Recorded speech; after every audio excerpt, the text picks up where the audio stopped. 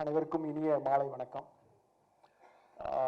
தூர்தர்ஷன் இந்தியாவில் ஆரம்பிக்கப்பட்டப்ப தூர்தர்ஷனில் ஒளிபரப்பப்பட்ட ஒரு சீரியல் வந்து ராமாயணம். ராமாயணம் இந்தியா முழுக்க ஒளிபரப்பாக ஆரம்பிச்சிருச்சு.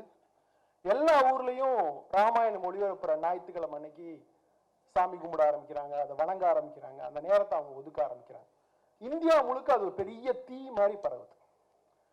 அப்படி பரவறப்பதான் ராம ஜென்ம பூமியினுடைய அந்த குழு கிளம்பி ஒரு பெரிய கருத்தியலை விதைக்குது. பாபர் மசூதி இடிக்கப்படுகிறது. இப்படி ஒரு கருத்தியல் இன்னைக்கும் இந்தியா முழுக்க விதைக்கப்பட்டு இருக்கு. வெறுப்பு பரப்பப்பட்டுக்கிட்டே இருக்கு.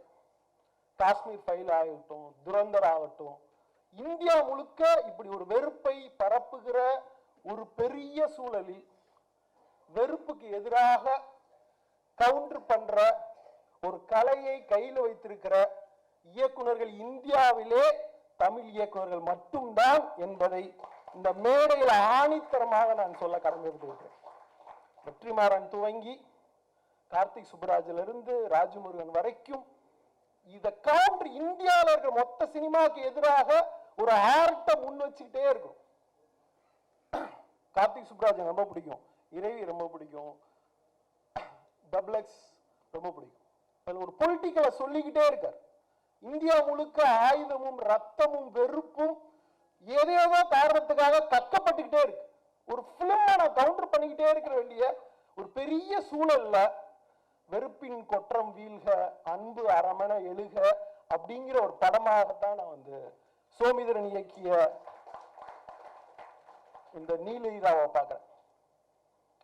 நீலீரா பார்க்கறதுக்கு முன்னாடி என் வீட்டில் என் பையன் கேட்டான், டாடி வார் வந்துருமா, லாக்டவுன் மறுபடியும் ஸ்டார்ட் ஆயிருமா அப்படின்ட்டு. அந்த கேள்விக்கு என்னால் பதில் சொல்ல முடியல. என் ஒய்ஃப் கேட்டாங்க, அடுத்த ஷூட்டிங்லாம் நடக்குமா, மொத்தமா மூடிடுவாங்களா மொத்தமா அப்படின்ட்டு. இந்த கேள்விக்கு என்ன பதில் சொல்றதுன்னே தெரியல. ஆஃப்டர் எலெக்ஷனுக்கு அப்புறம் நம்ம வந்து இப்படி ஒரு கடுமையான ஒரு சூழலை சந்திக்க இருக்கப்போ இந்த போருடைய மொத்த சூழலும் நம்ம ஊருக்குள்ள நம்ம வீட்டுக்குள்ள வரப்போகுது. அதை தவிர்க்கவே முடியாததா இருக்கும். நேத்து ஒரு கதையா நம்ம ஸ்ரீலங்கன் கதையிலிருந்து, முத்திங்கிலிருந்து, சோபாசக்தியிலிருந்து, சயந்தர்ல இருந்து எல்லா கதை மூலியமாக போர் எப்படி நடக்குது அது ஒரு கதையாக பார்த்துட்டே இருப்போம். வார் சூழல்ல துப்பாக்கி வெடிச்சு செதறதையும், ரத்தம் தெறிக்க தெறிக்க ஓடுறதையும், கால் தனியா விழுறதும், தலை தனியா விழுறதையும் ஒரு படமா பார்த்துக்கிட்டே இருக்கிறப்ப ஒரு போர் படத்தை கத்தி இல்லாம, துப்பாக்கி சவுண்டு கேட்காம, ரத்தம் இல்லாம, ஒரு மரணம் கூட நிகழாம சோமிதரன் பிரசன்ட் பண்ணது இருக்குல்ல, கலையினுடைய தீவிரம் என்பது. இந்த படத்தை ஏன் நேசிக்கிறேன்னா, எதுவுமே இல்லாம ஒரு கலையை முன்வைக்க முடியுங்கிறத வந்து சோமிதரன் ரொம்ப அழகா சொல்லியிருக்க. ஒரு மரணம் நிகழ்ந்துடக்கூடாதுங்கிறத எத்தனை அற்புதமாக ஒருத்த முன்வைக்கிறாங்கிறப்பதான் இவன் பெரிய ஆள்றா அப்படின்னு எனக்கு தோணுச்சு. இந்த படம் முடிகிறப்ப ஒரு கமர்ஷியல் டைரக்டரா, ஒரு ஸ்கிரீன் பிளே ரைட்டரா நமக்குள்ள ஒரு பதவி இருந்துகிட்டு இருக்கும். இந்த இடத்துல இது வெடிச்சிடலாம், இவங்க செத்துருவாங்க, இது நடந்துரும், இது நடந்துரும் அப்படின்னு இந்த படத்தினுடைய கிளைமேக்ஸ் அப்ப எனக்கு மனசு பதறிக்கிட்டே இருந்துச்சு. நான் இத்தனை வருஷம் கமர்ஷியல் பண்ற படத்தை பார்க்கிற ஒரு டைரக்டரா இந்த இடத்துல இது வெடிச்சிட போகுது, இந்த இடத்துல இது நடந்துட போகுது அப்படின்னு என் மனம் சொல்லிக்கிட்டே இருந்துச்சு.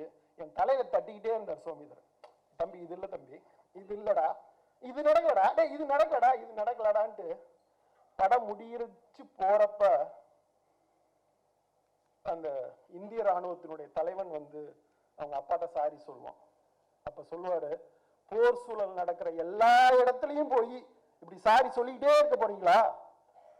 அந்த கேள்வி ஏதேச்சிகாரத்தை எதிர்த்து கேட்கிற ஒரு மாபெரும் கேள்வியாக நான் பார்க்கிறேன். இவ்வளவு பெரிய கேள்வி.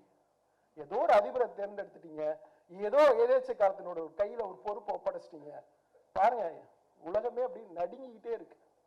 வெறுப்பின் குரல் கேட்டுக்கிட்டே இருக்கு. எல்லா இடத்துலயும் வெறுப்பு கொப்பளிச்சுக்கிட்டே இருக்கு. அதுக்கு எதிராக ஒரு படம் அவ்வளவு அழகா முன்வைக்குது.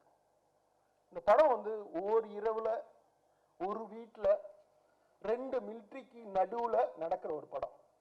எனக்கு இப்ப ஃபெஸ்டிவல்ல பார்த்த ஆஸ்கார் நாமினியில் இருந்த சிராத்துங்கிற படம், இந்த படம் பார்க்கிறப்ப எனக்கு எந்த பதட்டம் தொட்டி கொண்டதோ அப்படி ஒரு பதட்டம் எனக்கு மீலியலா பார்க்கிறப்ப தொட்டி கொண்டது. எப்ப வெடிக்கும், எப்ப இந்த வீட்டுக்குள்ள இருக்கிறவங்க இறந்து போறாங்க, என்ன நடக்க போகுது அப்படிங்கிற ஒரு பதட்டம் தோணிக்கிட்டே இருந்துச்சு. அந்த பதட்டம் இந்த படம் முழுக்க நிறைஞ்சிருக்கு. ஒரு தடவை கார்த்திகேயன்ட்ட நான் கதை சொல்றதுக்காக போயிருந்தேன். ஆனா அவர் சொன்னாரு, சார் 20 மினிட்ஸ்க்கு ஒருக்க இந்த படத்துல என்ன ஹைட்டு, என்ன மிடில் பாயிண்ட், என்ன ட்விஸ்ட் அப்படின்னு நிப்பாட்டி சொல்லிட்டே போங்கன்ட்டு. சார் அப்படிலாம் என்னால கதை சொல்ல முடியாது. 20 மினிட்ஸ்க்கு நிப்பாட்டினா ஏற்கனவே வெப் சீரிஸ்ல இப்படிதான் கேட்டுட்டு இருக்காங்க. இப்பெல்லாம் என்னால கதை சொல்ல முடியாது சார், ஃபுல்லா வேணா சொல்றேன், நீங்க அப்புறம் நீங்க பார்த்து தெரிஞ்சுக்கோங்க, பகுப்பாய்வு பண்ணிக்கோங்க அப்படின்னு சொல்லி சிரிச்சுட்டு வந்தேன். ஆனா கார்த்திகேயனை சோமிதரன் அசரெடுத்திருக்காருன்னா இந்த திரைக்கதை மூலியமா தான் நினைக்கிறேன். ஒவ்வொரு 20 மினிட்ஸ் ஒவ்வொரு செகண்டுக்கு முன்னாடியும் அத அவ்வளோ அழகா திரைக்கதையில மிக அற்புதமான அவருடைய நுணுக்கத்தோட கிட்டத்தட்ட ஒரு 5 மினிட்ஸ்ல நான் வந்து அந்த வீட்டுக்குள்ள வாழ ஆரம்பிச்சிட்டேன். அந்த கல்யாணம் நடக்கணும்னு ஏங்க ஆரம்பிச்சிட்டேன். அந்த ஒரு வீட்டினுடைய தகப்பனாக இந்த படத்துல பார்த்த ஒரு காட்சி தான் என் மனசுல ரொம்ப ஆழமா இருக்கு. குழந்தைங்க துப்பாக்கியோட ஹெலிகாப்டர் மோதுற அந்த காட்சியை வைத்துக்கொண்டு விளையாண்டு கொண்டிருக்கிறார்கள்.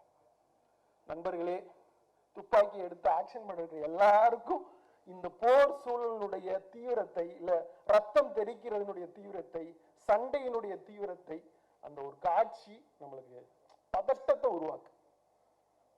அந்த பதட்டம் தான் இந்த சினிமா தருகிற முக்கியமான செய்தின்னு நினைக்கிறேன். சோமிதரனை நான் ஆற தழுவிக் கொள்கிறேன். கார்த்தி சுப்பராஜுக்கும் இந்த மொத்த படக்குழுக்கும் நடிச்ச ஒவ்வொருத்தருக்கும் என்னோட மனமார்ந்த வாழ்த்துக்கள். நன்றி.